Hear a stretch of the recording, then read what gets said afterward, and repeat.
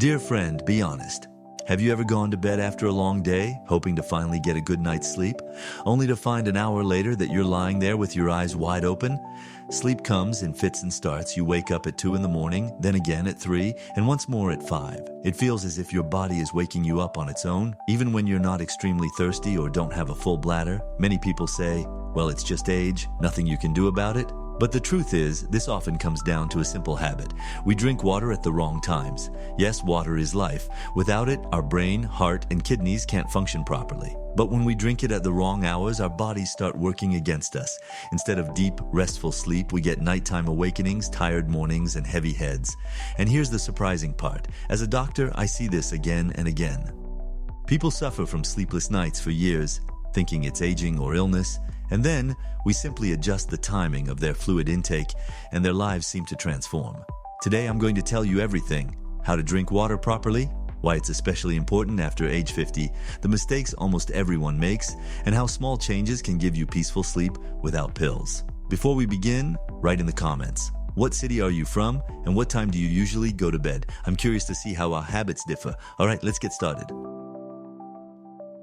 Many of us think, so what if I wake up a couple of times at night? It's no big deal. But in reality, the body perceives this as stress. When you wake up in the middle of the night, even for a few minutes, your brain goes into alert mode. It doesn't get a chance to enter the deep phases of sleep, and it's exactly in these phases that the body restores itself. The brain clears out toxins, memory gets strengthened, the heart and blood vessels rest, hormones come into balance. If your sleep is constantly interrupted, even 8 hours in bed won't give you that feeling of refreshment. You wake up exhausted, with a heavy head, sometimes sore muscles, and stiff joints. Now imagine this happening every night for years. Chronic fatigue builds up, blood pressure spikes, mood worsens. Many of my patients tell me, "Doctor, I've become irritable, I crave sweets all the time, my memory is weakening." And all of this can start from what seems like a small habit, drinking a couple of large glasses of water in the evening. Why does this happen? Let's break it down in simple terms. Our body works like a smart filter. During the day, when we're active, the kidneys are running at full speed. They filter the blood and remove excess fluid, but at night everything is supposed to slow down. The body switches to recovery mode, not active work. However, if we overload the kidneys with a lot of water in the evening, they have to keep working. The bladder fills quickly, and by 2 or 3 in the morning, it sends a signal to the brain. Time to get up. So we wake up, not because we want to, but because we forced our organs to work at the wrong time. This is especially important for people over 50-60.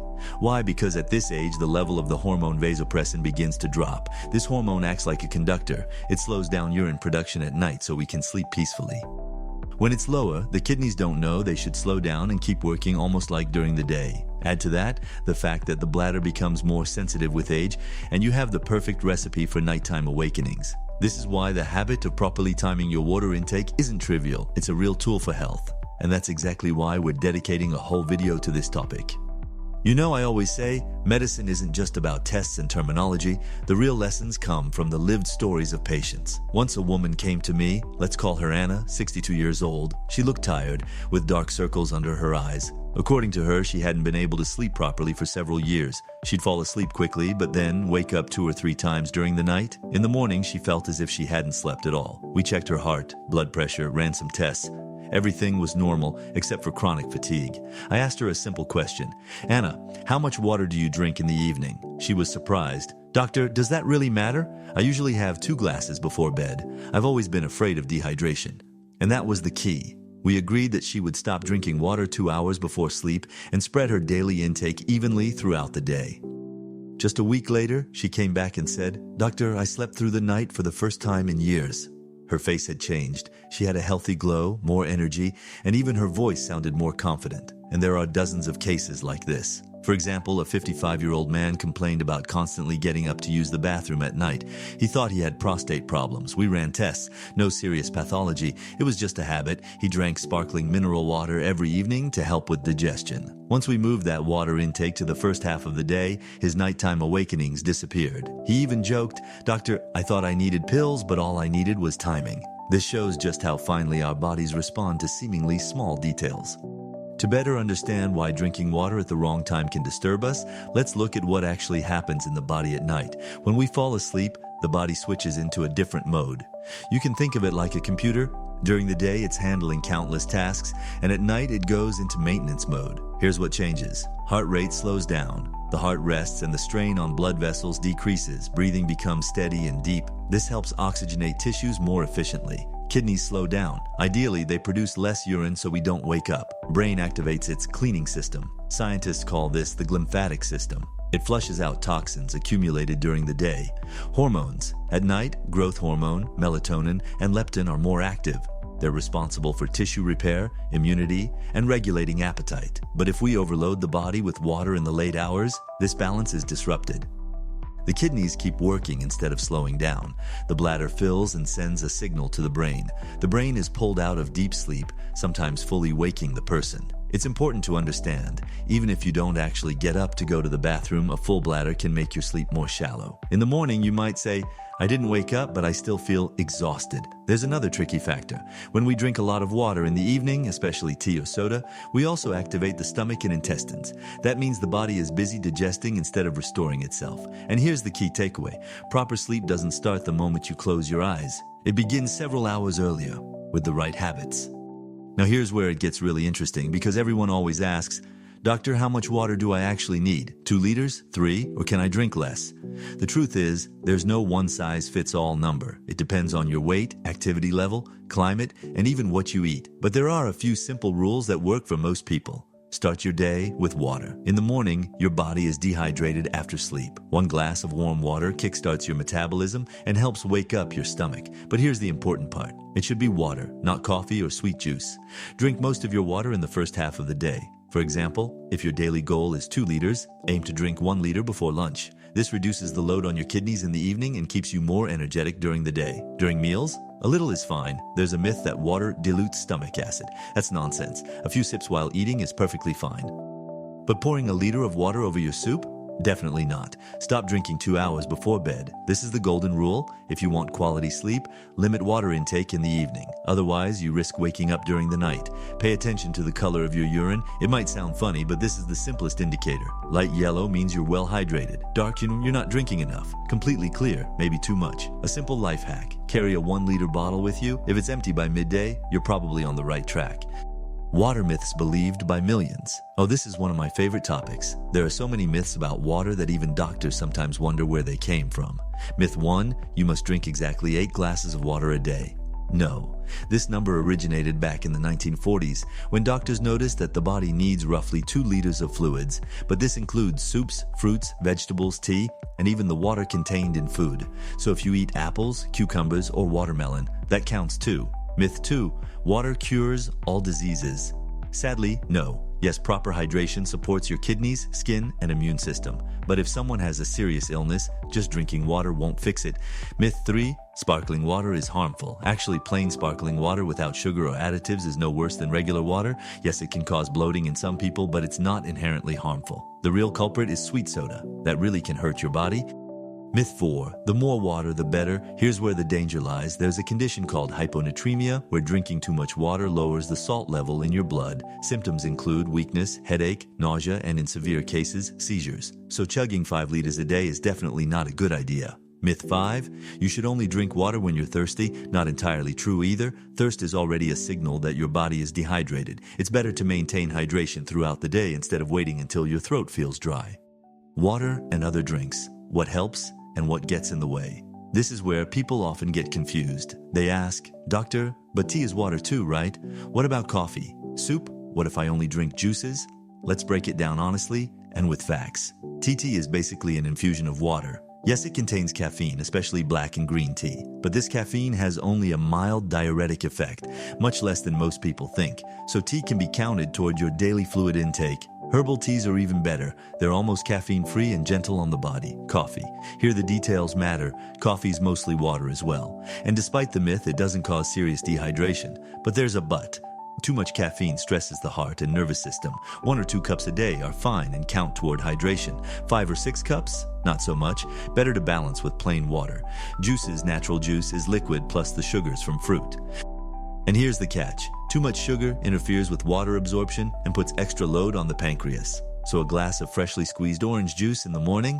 Yes. A liter of packaged juice in the evening? No. Soda and energy drinks. Sweetened soda is the real enemy. It's water mixed with sugar, colorings, and carbon dioxide. Sure, it quenches thirst for a few minutes, but in the long run, it worsens dehydration. Energy drinks are even worse. Caffeine, sugar, chemical stimulants. After them, the body loses balance rather than gains hydration. Dairy drinks, milk, kefir, yogurt, not exactly water, but the fluid counts toward intake. However, they're heavy on the stomach, so they're not a replacement for plain water. Bottom line, water is unbeatable. Everything else can supplement, but the foundation should always be plain water. Water and physical activity. Now let's look at how water is connected to exercise and movement. As a doctor, I see a lot of mistakes here, even among people who have been training for years. Before exercise, many people think, I'll just drink during the workout and why bother before? That's a mistake. Your body needs to be prepared, and dehydrated muscles perform worse. Drink 300-500 ml of water 1-to-1, 5 hours before exercise. This gives your body a reserve and helps prevent overheating. During exercise, if the activity is light, walking, yoga, Pilates, just a few sips to moisten your mouth is enough. But if you're running, doing strength training, or working out in a hot gym, fluid loss is significant. The rule is simple. Every 15-20 minutes, take 2 to 3 small sips. Not liters at once, just small portions. After exercise here, balance is key. The body loses not only water but also salts. Ideally replenish with plain water and foods rich in minerals, a banana, an orange, a few nuts. Sports isotonic drinks are only necessary for people doing intense workouts for more than an hour straight. Common mistakes I see. Drinking too much water right after running causes heaviness and stress on the heart. Ignoring fluids before exercise leads to cramps and fatigue. Replacing water with energy drinks, that's overload for the body. Proper hydration makes workouts more effective, speeds up recovery, and reduces injury risk. This is a fact, confirms the research. Water and beauty. Skin, hair, appearance. When patients come to me complaining about dry skin, brittle hair, or dull complexion, they often expect me to prescribe a cream or vitamins. And yes, those are important. But my first question almost always is, how much water do you drink each day? Skin. The skin is the largest organ of the human body. It's about 64 water, and its condition directly reflects your hydration level. Too little water, skin becomes dry, wrinkles appear faster, elasticity is lost. Enough water, skin looks plump, fresh, and recovers better from damage. I've seen cases where people changed just one thing, started drinking enough water, and within a couple of weeks their skin looked healthier, irritation decreased, and minor flakiness disappeared. Hair is 10-15 water. It might seem like only shampoo matters, but hair quality actually comes from within. When the body is dehydrated, hair becomes brittle, dull, and grows slower. Yes, masks and conditioners help externally, but without internal balance, they're just temporary cover-ups. Eyes. Few people realize it, but eyes suffer from lack of water too. Dryness, burning, that sand in the eyes feeling, common complaints among those who drink too little, especially people who work long hours at a computer. The cosmetic effect of water. It's no coincidence that in the beauty industry, people often say, water is the best face cream. Of course, it's a simplification, but there's truth in it. Proper hydration from within works more effectively than expensive cosmetics. Water and the brain, focus, memory, mood. Now let's move to something that might surprise many. Water directly affects how the brain works. Concentration and attention scientists ran experiments with students, giving them attention tests. Some drank water before the test, others didn't. The result? Those who had even just a glass of water completed tasks faster and made fewer mistakes. This makes sense. The brain is about 73 water. Even 1 to 2 dehydration slows down thinking processes. Memory studies show that people who maintain proper hydration remember new information better. This is especially true for children and older adults whose brains are more sensitive to fluid deficits. Mood lack of water affects not only the body, but also the mind. Dehydration causes fatigue, irritability, and anxiety. Many of my patients have said, "Doctor, I'm always irritable and can't focus." When we looked at their lifestyle, it turned out they were drinking only 2-3 glasses a day. A couple of weeks after normalizing their water intake, their mood stabilized and fatigue noticeably decreased. Sleep, interestingly, water even affects sleep. When the body is dehydrated, sleep becomes shallow, and people wake up more often at night. But there's a caveat: drinking too much before bed, like 1.5 liters, can lead to sleepless nights with constant awakenings. Balance is key. Water myths. What's true and what's not. When I started telling patients about the importance of proper hydration, I encountered a lot of misconceptions. People believe the strangest things. Let's go through the main myths and the reality. Myth 1, you must drink exactly 8 glasses of water a day. This comes from old recommendations. Yes, roughly 5 to 2 liters is the average guideline, but that includes all beverages and water in food, soups, fruits, vegetables. So if you eat a lot of watermelon or cucumbers, your water needs will be lower. Myth 2, water cures all diseases. Water is important, but it's not miraculous. It helps the kidneys, improves skin, and supports brain function, but it won't cure serious illnesses. Think of it as a tool for prevention and maintaining balance. Myth 3, the more water, the better. This can be dangerous. Excess water lowers salt levels in the blood, causing hyponatremia. Symptoms include weakness, dizziness, nausea, and cramps. The key is to drink moderately and spread intake throughout the day. Myth 4, if you're not thirsty, you're hydrated enough. Thirst is already a late signal of dehydration. It's better to maintain balance regularly, even if your mouth doesn't feel dry. Myth 5, water in the evening is harmful. Not exactly, it's not the water itself that's harmful, but the amount and timing. A small glass before bed is fine, especially if you feel thirsty. The main thing is not to exceed your daily intake and avoid large portions after 6-7 p.m. By debunking these myths, we see that hydration isn't about fanaticism or rules. It's about paying attention to your own body. Practical tips, how to make drinking water a habit. Now that we've covered all the theory, it's time to talk practice. How do you make water a part of your daily life rather than just an occasional drink? Start your morning with a glass of water. Right after waking up, drink 200-300 milliliters of warm water. This kickstarts your metabolism, helps you wake up, and activates your organs. Split your daily intake into portions.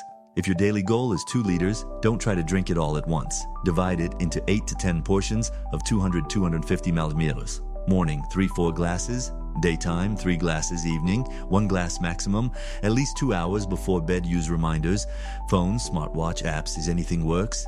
Even a small sticky note on your desk helps you remember. Keep a water journal, track how much and when you drink. After a week, you'll see your pattern and can adjust your schedule. Consider your food and other drinks, soups, tea, coffee, juices. They all count toward your hydration. Plan wisely so you don't overload your body in the evening. Pay attention to water temperature. Cold water in the evening can irritate your bladder and stomach. The best option is warm or room temperature water. Small tricks for the lazy: keep a water bottle nearby, less chance of forgetting.